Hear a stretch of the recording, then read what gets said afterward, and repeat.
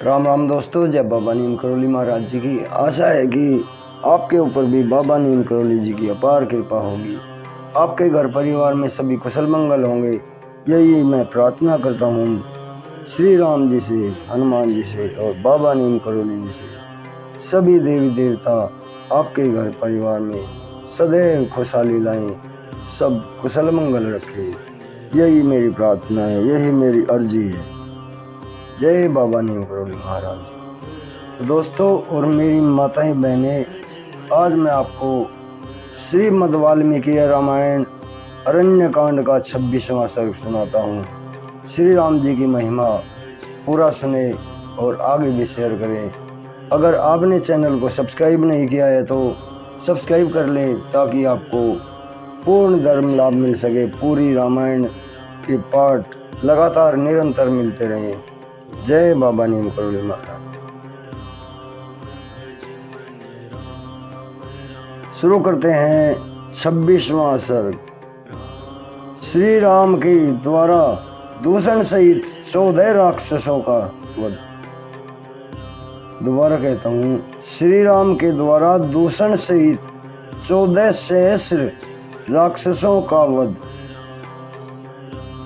महाबाहु दूषण ने जब देखा कि मेरी सेना बुरी तरह मारी जा रही है, तब उसने युद्ध से पीछे पैर न हटाने वाले भयंकर वेगशाली 5000 राक्षसों को, जिन्हें जीतना बड़ा ही कठिन था, आगे बढ़ाने की आज्ञा दी।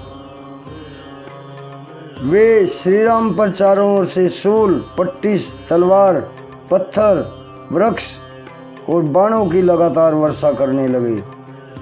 यह देखकर धर्मात्मा श्री रघुनाथ जी ने वृक्षों और शिलाओं की उसी प्राणहारिणी महावृष्टि को अपने तीखे सहायकों द्वारा रोका।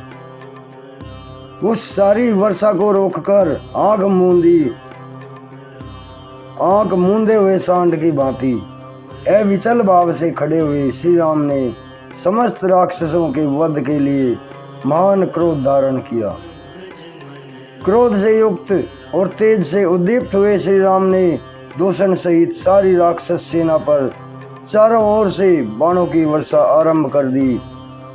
इससे शत्रु दूषण सेनापति दूषण को बड़ा क्रोध हुआ और उसने वज्र के समान बाणों से श्री रामचंद्र जी को रोका।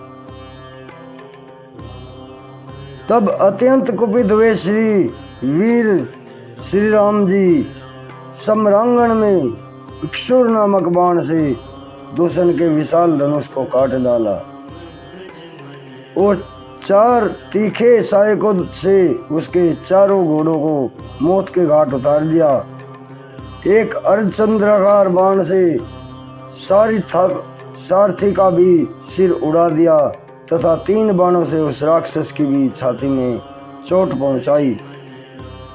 धनुष कट जाने और घोड़ा तथा सारथी के मर जाने पर रथहीन हुए दूषण ने पर्वत शिखर के समान एक रोमांचकारी परिध हाथ में लिया, जिसके ऊपर सोने के पत्र मंडे हुए थे। वह परिध देवताओं की सेना को भी कुचल डालने वाला था। उस पर चारों ओर से लोहे की तीखी कीलें लगी हुई थी और वह शत्रुओं की चर्बी से लिपटा हुआ था। उसका स्पर्श हीरे तथा वज्र के समान कठोर एवं असहाय था। वह शत्रुओं के नगर द्वार को विदीर्ण कर डालने में समर्थ था।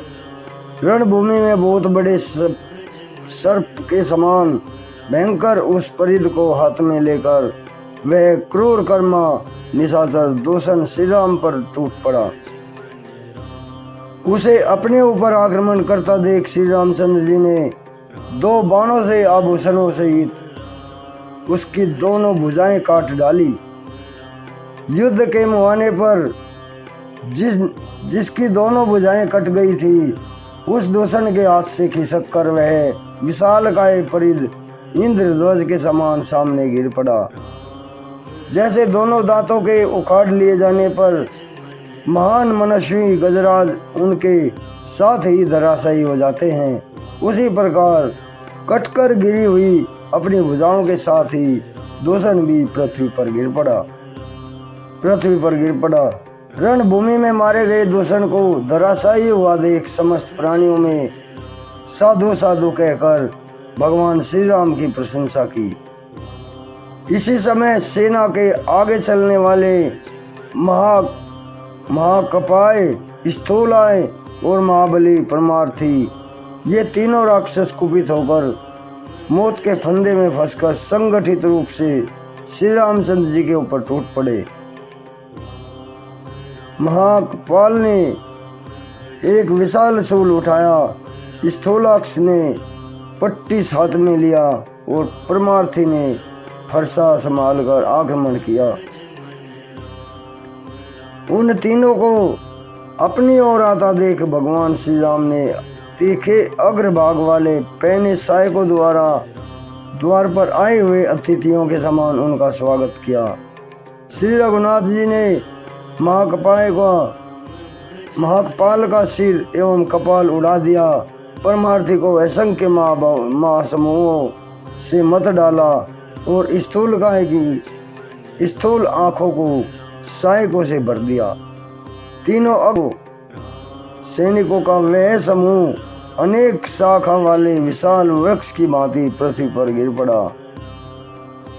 तदनंतर श्री रामचंद्र जी ने कुपित होकर दूषण के अनुयायी 5000 राक्षसों को उतने ही बाणों का निशाना बनाकर अक्षण भर में यमलोक पहुंचा दिया। दूषण और उसके अनुयायी मारे गए और यह सुनकर खर को बड़ा क्रोध हुआ। उसने अपने महाबली सेनापतियों को आज्ञा दी, वीरों, यह दूषण अपने सेवकों सहित युद्ध में मार डाला गया। अब तुम सभी राक्षस बहुत बड़ी सेना के साथ दावा करके दुष्ट मनुष्य राम के साथ युद्ध करो और नाना प्रकार के शास्त्रों द्वारा इसका वध कर डालो।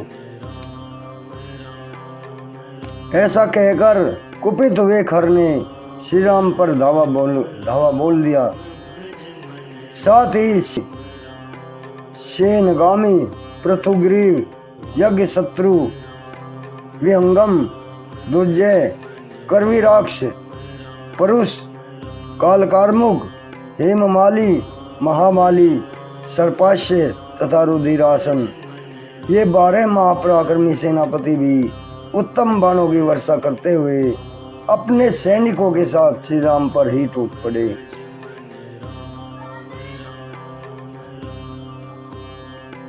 तब तेजस्वी श्री रामचंद्र जी ने सोने और हीरे से विभूषित अग्नितुल्य तेजस्वी सहायकों द्वारा उस सेना के बचे खुचे सिपाहियों का भी संहार कर डाला।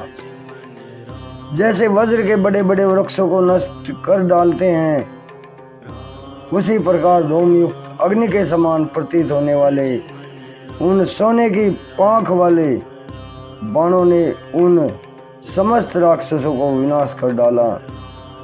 उस युद्ध के मुहाने पर श्री राम ने करनी नामक 100 बाणों से 100 राक्षसों का और सहस्र बाणों से सहस्र निशाचरों का एक साथ ही संहार कर डाला। उन बाणों से निशाचर के कवच, आभूषण, धनुष छिन्न भिन्न हो गए तथा वे खून से लथपथ होकर पृथ्वी पर गिर पड़े। कुशों से ढकी हुई विशाल वेदी के समान युद्ध में लहूलुहान होकर गिरे हुए खुले केस वाले राक्षसों से सारी रणभूमि पट गई। राक्षसों के मारे जाने से उस समय वहां रक्त और मांस की कीचड़ जम गई तथा वहां महाभयंकर वन नरक के समान प्रतीत होने लगा। मानव रूपधारी श्री राम अकेले और पैदल थे तो उन्होंने भयानक कर्म करने वाले 14,000 राक्षसों को तत्काल मौत के घाट उतार दिया। उस समूची सेना में केवल मारुति खर और त्रिशरा, ये 2 ही राक्षस बच रहे। उधर शत्रु संहारक भगवान श्री राम जो के त्यों युद्ध के लिए डटे रहे। उपयुक्त दो राक्षसों को छोड़कर शेष सभी निशाचर जो महान पराक्रमी भयंकर और दुर्धर्ष थे युद्ध के मुहाने पर लक्ष्मण के बड़े भाई श्री राम के हाथों मारे गए। तदनंतर महासमर में महाबली श्री राम के द्वारा अपनी भयंकर सेना को मारी गई देखकर खर एक विशाल रथ के द्वारा श्री राम का सामना करने के लिए आया, मानो वज्रधारी इंद्र ने किसी शत्रु पर आक्रमण किया हो। इस प्रकार श्री वाल्मीकि निर्मित आर्ष रामायण आदि काव्य के अरण्य कांड में 26वां सर्ग पूर्ण हुआ। जय श्री राम, जय हनुमान जी की जय, बाबा नीम करोली। दोस्तों आज ये 26वां सर्ग पूरा हुआ है। कल मैं आपको इसका 27वां सर्ग सुनाऊंगा। त्रिशिरा का वध होगा कल। श्री राम जी की कृपा आपके ऊपर बरसती रहे, बाबा नीम करोली जी की कृपा आपके ऊपर बरसती रहे। जय राम जी की।